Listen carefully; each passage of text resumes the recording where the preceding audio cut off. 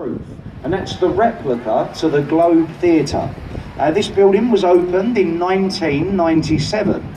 In the Globe, they reenact Shakespeare plays, and all the plays are set traditionally, as they would have been during the Elizabethan era. I've never been in there to watch a play. Shakespeare's not really my thing, but I am told when a play begins, the atmosphere in the Globe's brilliant, and that small building will seat just over 3,000 people. So very lively when a play begins. So imagine everyone's crammed in there, very authentic thing.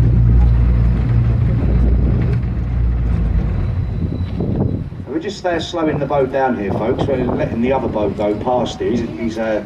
So not all these boats give the commentaries, folks. Lots of them just fly up and down, put their machines on if they've got them, or just leave you in silence. But we do like to point out the building. So if you've taken the time to come out on our river, we do like to mention a few of the things. So he's in a bit of a rush there, so he's just going straight past us, just slowing the boat down to let him get here.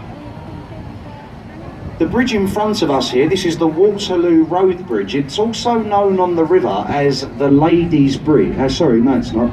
Well, I'm further along, sorry. This one's one of the newest bridges in London. This is the Millennium Footbridge. You might actually know this one better as the Wibbly Wobbly Bridge.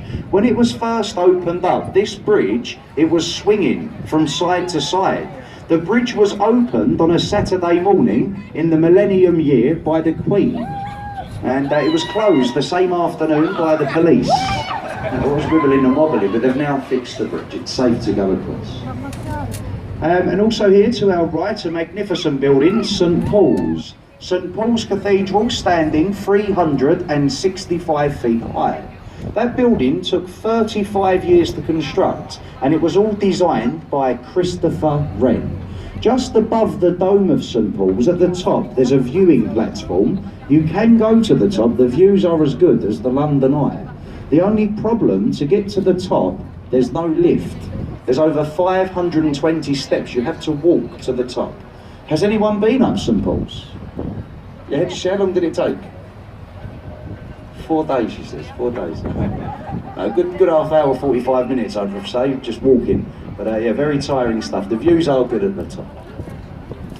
Another free attraction, back on the left. I'll try to mention a few of the free things because they're very expensive coming out in London for the day. That brick building back there with the chimney is the Tate Modern Art Gallery. It's the largest modern art gallery in the world, so completely free to enter.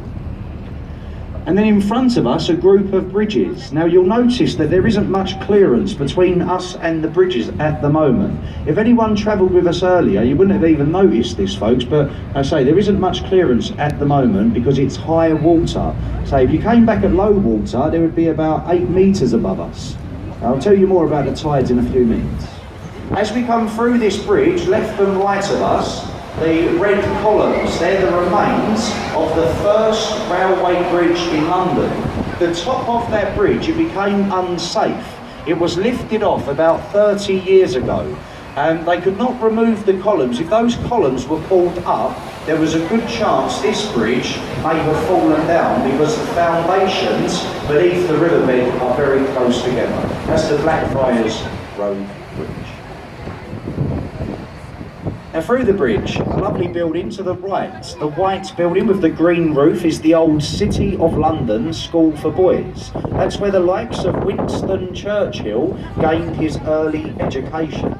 Along the front of the building, the 4 statues are 4 of the country's greatest scholars. From left to right, they are Isaac Newton, William Shakespeare, Sir Francis Bacon, and myself. Really me. John Milton on the end, just making sure you listen. A famous landmark to the left, you can see the Oxo Tower. Oxo is the name of a stock cube that is used for making gravy, and that stock cube was once made in that building. Back then, it was illegal to advertise on the riverfront because the Thames is owned by the Queen. The company got away with the advertisement by incorporating the name of their product as windows, and it became a famous landmark.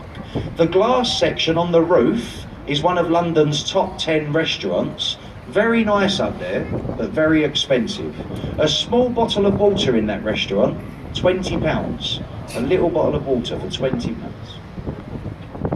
Very nice tasting water, of course. Very wet, but very expensive. Now, speaking of water, folks, as I mentioned earlier, you've picked a very good time to come out onto the river because now it is high water. With it being high water, you do see the sights much clearer. The tide very shortly, well, it's still rising at the moment, but in about an hour's time, not even an hour, the tide will start to leave London. The tide will go out to the North Sea, 50 miles behind us, and it leaves for 7 hours. So if you came back here in 7 hours' time, you would be about 25 to 30 feet lower than what we are now. There's a rise and fall of tide on this river between 7 and 8 metres. If you look to the right, you can see the people walking along the streets and the cars going along the road. If you came back at low water, you wouldn't see them. You'd just be looking up the river wall. So it does make a massive difference. On the river wall to the right, you can see lions' heads just above the high water mark. Years ago, the lions' heads, they were used as a flood indicator. Local police were told that if the tide were to ever reach the lion's face, they had to issue a flood warning. Now, the police, they did have an old saying, or an old rhyme, that some of you may have heard, and the old rhyme goes that when the lions are drinking, London is sinking, that's right. If the water reaches their mains, we're all going down the drains. And if the lions' heads are fully ducked, London's completely flooded. Right now, guys. Now, folks, this is the bridge that I got confused with earlier on. We're about to go beneath Waterloo Bridge. It is also known on the river as the Ladies' Bridge, and that's because it was built by ladies. It was built during World War II, and that's when the men were away fighting. It is the longest bridge in London, a quarter of a mile. So well done to the girls, Waterloo Bridge or the Ladies' Bridge.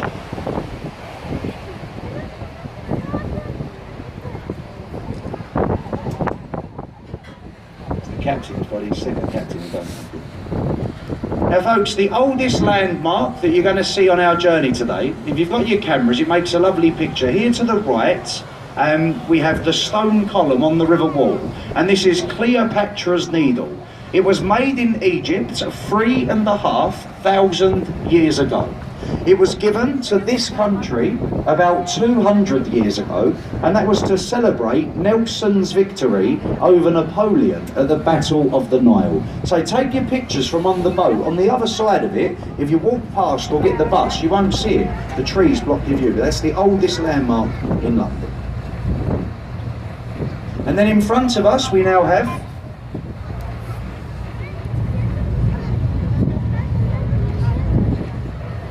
in front of us now we have the Charing Cross Bridge. An old tradition, folks, as we go through the last bridge, is that we wave to the people. If we can get a wave back off the bridge, it's said to bring us 5 years of good luck. So, how are we feeling? Sociable? You see, they don't always wave back. Are they waving? Yeah. She's waving. There we go. Nice people there. And there is one on the other side as well. Keep waving, keep smiling, and it does tend to stop people throwing things at us as well. So, hope for the best. I think we should be okay. She's all right, actually. Very nice.